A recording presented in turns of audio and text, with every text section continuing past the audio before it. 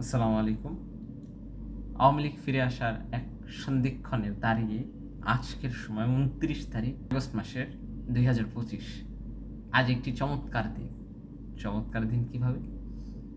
যে বাংলাদেশ গণঅভ্যুত্থানের একটি বছর পার হয়ে গিয়ে আজ আমাদের সেই সন্ধিক্ষণ দেখতে হচ্ছে। কেন? বিষয়গুলো আসলে আমাদেরকে ভাবায়, আমাদেরকে বোঝানোর চেষ্টা করে এবং বারবার ইঙ্গিত দিয়ে যায় যে এটি একটি অশনি সংকেত। আজকে ভিডিও রেকর্ড করার ঠিক এক সপ্তাহ আগে আওয়ামী লীগ গুলিস্তানে মিছিল করেছে। ৬০ থেকে ৭০ জন। সম্ভব কিভাবে? যেখানে আওয়ামী লীগের বিরুদ্ধে হওয়ার কথা ছিল জিরো টলারেন্স, আজ যদি সেই জিরো টলারেন্সের বিপরীতে গিয়ে যদি আপনারা তাদেরকে ছেড়ে দেন, তাদেরকে কোনো ধরনের কোনো জবাবদিহিতার ভিতরে না নিয়ে আসেন, তাহলে বাংলাদেশের ভাগ্যে অশনি সংকেত লেখা থাকবে। আজ এমন একটি সময় আমি আমার ভিডিও বার্তাটি রেকর্ড করছি, ঠিক সেই সময়টা আমাদের হওয়া উচিত ছিল এক সুন্দরা এবং আওয়ামী বিহীন একটি বাংলাদেশ। কিন্তু আজ একটি বছর পরেও আমাদেরকে সেই জিনিস ভাবায় যে একটি বছর পরেও সরকার কি করল, সরকারের আইন উপদেষ্টা আসিফ নজরুলরা কি করল? তারা কি তাদের শুধু স্বার্থ হাসিলই করলো, নাকি দেশের ভাগ্য পরিবর্তন বা আওয়ামী বিরোধী শক্তিগুলোকে এক কাতারে নিয়ে এসে আওয়ামী লীগকে ধ্বংস করে দিয়ে জিরো টলারেন্সের মাধ্যমে এগিয়ে যেতে? কিন্তু আজ আমরা দুঃখের সাথে লক্ষ্য করছি, সেখানে তারা জিরো টলারেন্সের তো দূরে থাক, তারা তার কাছাকাছিও যায়নি। আজকে বলতে হয় যে মুক্তিযোদ্ধার নামে আওয়ামী বয়ান আবার তৈরি করতে যাচ্ছে কতিপয় গোষ্ঠীরা। অবশ্যই মুক্তিযোদ্ধা এবং ২৪-এর চেতনা একটি সুন্দর এক রাষ্ট্রের জন্য তারা সবাই কাজ করে গিয়েছে। দুটি একে অপরের বিরোধী নয়, কিন্তু কিছু লোক তারা বারবার সেটাকে মুখোমুখি দাঁড় করিয়ে দিয়ে সেই সমস্যাকে জিয়ে রেখে তারা নিজেদের স্বার্থ হাসিল করতে যাচ্ছে। আজ আমরা দেখতে পারি মুক্তিযোদ্ধা নামের কয়েকজন লোকেরা, আব্দুল লতিফ, বঙ্গবীর কাদের সিদ্দিকী, ফজলুর রহমান নামের কয়েকজন, তারা আওয়ামী বয়ানকে বারবার ন্যারেটিভ করতে চাচ্ছে, আওয়ামী বয়ানকে কোট করতে চাচ্ছে, তাদেরকে সমর্থন দিয়ে যাচ্ছেন। মাকসুদ কামালের মতো লোক তাদেরকে সমর্থন দিয়ে যাচ্ছে, রুমিন ফারহানারা তাদেরকে সমর্থন দিয়ে যাচ্ছে, নূরের মতো লোকেরা।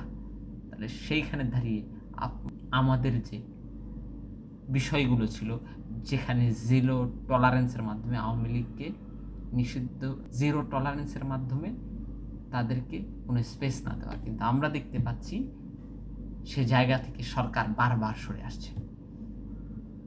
একটি টোন মিলিয়ে হিসাব করলে দেখা যায় বিএনপির একটি পক্ষ এবং কয়েকদিক সুশীল এবং আরও কতিপয় ব্যক্তিরা মিলে একটি ন্যারেটিভ তৈরি করতে চাচ্ছে, যে ন্যারেটিভ বা টোন আওয়ামী লীগকে ফিরিয়ে আনতে সাহায্য করবে। তাদের বিরুদ্ধে কোনো কথা এখন পর্যন্ত আমাদের ভিতরে নেই। আজ এমন একটি মুহূর্তে আমি কথা বলছি, কিছুক্ষণ আগে নূর জাতীয় পার্টির অফিসে যাওয়ার সময় সেখানে পুলিশ, আর্মি, যৌথ বাহিনী দ্বারা প্রচণ্ডভাবে আহত হয়েছে। তাহলে এই নূর, যখন আমরা সেনাবাহিনী সংস্কারের কথা বলেছিলাম, যখন আমরা ওয়াকারের বিরুদ্ধে কথা বলেছিলাম, তখন তা বলেছে দেশকে আমরা অস্থিতিশীল করতে চাই। কিন্তু আজ তার উদাহরণ হারে হারে হয়তো বা নূর টের পাচ্ছে। তো বিষয়গুলো এখানেই লক্ষণীয় যে আপনি যাদের সাথে খেলছেন বা আপনি যাদের সাথে থাকছেন, তারা আদৌ কি আপনাদের বন্ধু বা আদৌ কি মিত্র, নাকি তারা আপনার শত্রু?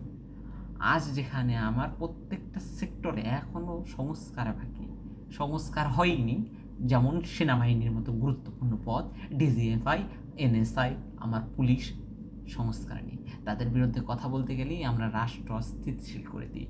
কিন্তু কি আসলেই সেই সত্য? আসলেই কি এই কথাটি সত্য? না, আমরা চাই যে যারা আওয়ামী দালাল, খুনি হাসিনাদের সহযোগী, তাদের অবশ্যই বিচারের মুখোমুখি করতে হবে। তাহলে সেই বিচারটি কোথায়? আজ এক বছর পর গণ অভ্যুত্থানের আমরা যদি সেই হিসাবগুলো মিলাতে যাই তাহলে সেই এতগুলো শহীদ, এতগুলো আহত প্রাণ, তাদের অর্জন কি? তাদের তো রক্তই বৃথা যাবে যদি এর বিচার করতে আমরা না পারি। আমাদের আইন উপদেষ্টা একজন আছেন, সে হচ্ছে একজন অপদার্থ, এবং এই অপদার্থ তিনি কিছুক্ষণ পরপরই ফেসবুকে পোস্ট করেন, অথচ তার দৃশ্যমান কোনো কাজ আমরা এখন পর্যন্ত দেখতে পাইনি। তাহলে এই বিষয়গুলো কোন জায়গায় আসবে, সেই সমাধানগুলো তারা দেখে যেতে পারেনি। আজ আমরা এমন একটি জায়গায় দাঁড়িয়ে কথা বলছি যেখানে গণমাধ্যমগুলো, আওয়ামী লীগের দোসরের গণমাধ্যমগুলো টিকে আছে তাদের ন্যারেটিভ উৎপাদনের ক্ষেত্রে। কালের কণ্ঠ নামের কতগুলো প্রতিষ্ঠান, সময় টিভির মতো, ডিবিসির মতো, ৭১ টিভির মতো সম্পাদকীয় পদে, সম্পাদকের বাইরে যারা সাংবাদিকতায় আছে, তারা এখন আওয়ামী লীগের দোসররা বসে রয়েছে, কিন্তু সেই বিষয়ে আপনাদের কোনো কর্ণপাত নেই, সেই বিষয়ে আপনাদের কোনো লক্ষ্য নেই। আপনারা পড়ে আছেন এক ডাকসু নির্বাচন নিয়ে। অবশ্যই সেটা ঢাকা বিশ্ববিদ্যালয়ের গুরুত্বপূর্ণ বিষয়, কিন্তু একটি দেশের সামষ্টিক এবং এক কেন্দ্রিকভাবে যদি হিসাব করতে চান তাহলে অবশ্যই বাংলাদেশকে ফোকাসে রেখে আপনার সমস্যার মূলে আঘাত এনে সমাধান করতে হবে। এর বাইরে সমস্যার সমাধান সম্ভব নয়। যদি আপনাকে সমস্যার পথ ধ্বংস করতে হয়, অবশ্যই আপনাকে মূলে আঘাত করতে হবে। সেই জায়গাতে আমরা দেখতে পাচ্ছি না। আমরা তো দেখতে পাচ্ছি যে কতিপয় লোকজন, রুমিন ফারহানার মতো লোকজন, নুরুর মতো লোকজন মবের কথা বলছেন, মবের কালচার তৈরি করতে চাচ্ছে, যাতে কোনো কথা বললে সেটা তারা ডিনাই করে দিতে পারেন। নির্বাচন অফিসের ভিতরে মারামারি হয়, এই বিষয়গুলো তো কোনো সুষ্ঠু সমাধান হতে পারে না। আপনারা কিভাবে সুষ্ঠু সমাধান করবেন? আজ সে বিষয়ে তাদের কোনো কর্ণপাত নেই। আজ আমরা সেনাবাহিনীকে বারবার বলে আসছি সংস্কারের জন্য। সেনাবাহিনীতে এখন পর্যন্ত ওয়াকার তার লীগের দোসরদের এখনও তার জায়গা দিয়ে যাচ্ছে, এখনও সোলাইমান সুখানের মতো লোকদেরকে শেল্টার দিয়ে যাচ্ছে, অথচ তারা দেশে। সেই বিষয়গুলো এখনও জনসম্মুখে আসছে না, তারা আইনিভাবেও গ্রেফতার দেখাচ্ছে না। আবার গ্রেফতার দেখালেও কদিন পর তাদেরকে গোপনে জামিন দিয়ে দেওয়া হচ্ছে। তাহলে এই কি বিচার? এই কি ওয়াকারের কাজ? যদি সেনাবাহিনীর জেনারেল ওয়াকার যদি মনে করে থাকে সেই নিজের মতো নিয়ন্ত্রণ করবে এই গণঅভ্যুত্থানের যে আমাদের যে শক্তিকে বেহাত করে দিয়ে তার মতো কাজ করে যাবে, এবং রিফাইন আওয়ামী লীগ এবং খুনি হাসিনাকে ফিরিয়ে আনা অথবা আওয়ামী লীগকে ফিরিয়ে আনার চক্রান্ত করবে, সেটা নস্যাৎ হয়ে যাবে। যদি এই স্বপ্ন সে ভুলেও করে তাহলে তার ধ্বংস অনিবার্য।